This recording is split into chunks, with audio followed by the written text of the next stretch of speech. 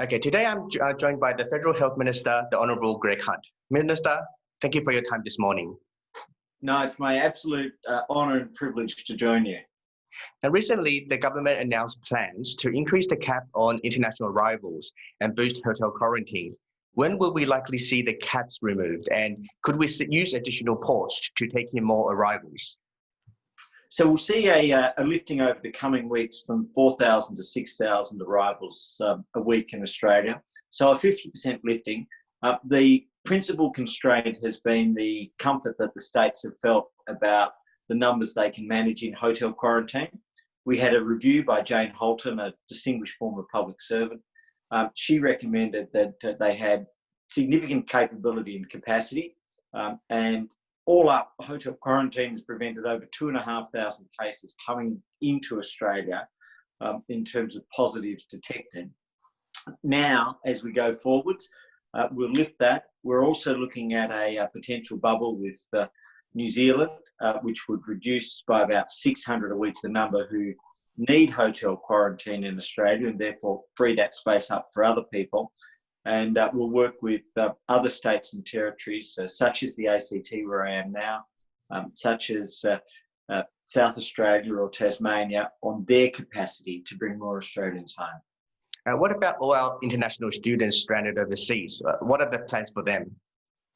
So we want to make sure that we bring home our Australian students who would like to come home, and we help bring to Australia the international students. There's an Adelaide University trial, which is currently being planned and proposed. And a lot of the universities are looking at the way that they can bring students to Australia. We need to get that restarted, obviously in a way that's safe for the students and safe for the country. But we're very confident we can do that. So those universities are working on a plan to screen, bring back, quarantine, and then have in Australia our students. And we have an enormous advantage because we are outside of Victoria, down to 1 or 2 or 3 cases a day around the country, and in Victoria the numbers are coming down. So when we look around the world, we're in one of the most fortunate positions of any country. In New South Wales, the cases have remained relatively low for the past month. But there are concerns people are being too complacent as we head into the warmer month. Are you concerned this may lead to further outbreaks? Well, we have to be vigilant. Until we have in place a vaccine, we have eternal vigilance. And even after a vaccine, we're going to have to be very careful because it will take time to roll out around the country. But the Australians have done a magnificent job. They have been extraordinary in their discipline and in their respect for each other. And to Victoria, you were quite vocal with the state's roadmap out of lockdown. With a significant drop in active cases in recent weeks, do you believe easing should be sped up? And what more would you like to see be done?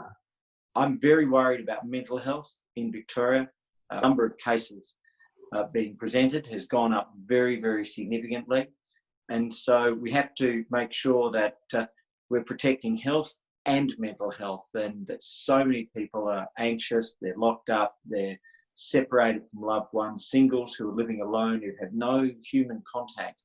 These are immensely worrying propositions. So everything we can do to give people that mental health support and contact, we have to do. The government is investing $6 million for locally made vaccines. Can you share more details on this, and how would it differ to what is being developed by Oxford universities overseas?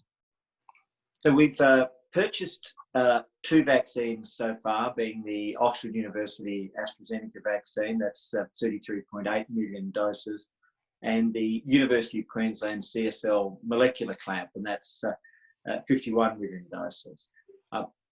In addition to those, we have 3 new vaccines that we've supported in Australia through the research phases, 2 from the University of Melbourne, one of which is a protein-based vaccine, the other one is a DNA-based vaccine. And then at the University of Sydney, we have an RNA-based vaccine, which is also linked to a needleless technology. And that has very strong implications, not just for Australia, but for around the world, Chinese media outlets have played an important role in spreading the message to the Chinese community during this pandemic. Will we continue to see the government invest in campaigns to target Australia's large ethnic community? Yes, absolutely. I want to thank our non-English speaking background communities, people from around the world that have made us who we are.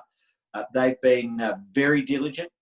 We know that in February, the discipline of those that came back from mainland China was fundamental in limiting the early spread of the virus. Their self-isolation, their discipline played a huge role in protecting Australians, and that was immensely important. And what that did is it set an example for the rest of Australia, but it also protected the rest of Australia. We've developed advertising campaigns, in particular with SBS in 30 languages. We've developed fact sheets in over 60 languages, and we've invested very heavily in cultural and linguistically diverse media and information, and we'll just continue to do that. And lastly, are there any further messages you wish to share with the Chinese community? Well, thank you. I really want to say ni hao. You've protected us. You've been an immensely important part of our economic background in Australia, our cultural strength and our diversity. But through the course of this, so many of you are working as doctors and nurses, as allied health professionals. And what you have done is you've provided support for Australians, protection for Australians, and a way forward. And we've got through this once. We have to get through it a second time in Victoria, but we're very, very close. And then we have to work towards the vaccine. But we're going to get through this, and the world will get through it. And it will be a different place for a while. But the Australia that is diverse, multicultural, just one of the world's great melting pots will thrive and succeed. Minister, once again, thank you for your time. Wish you all the best and stay safe. Take care and stay safe, everybody else from us. Bye-bye. Thank you.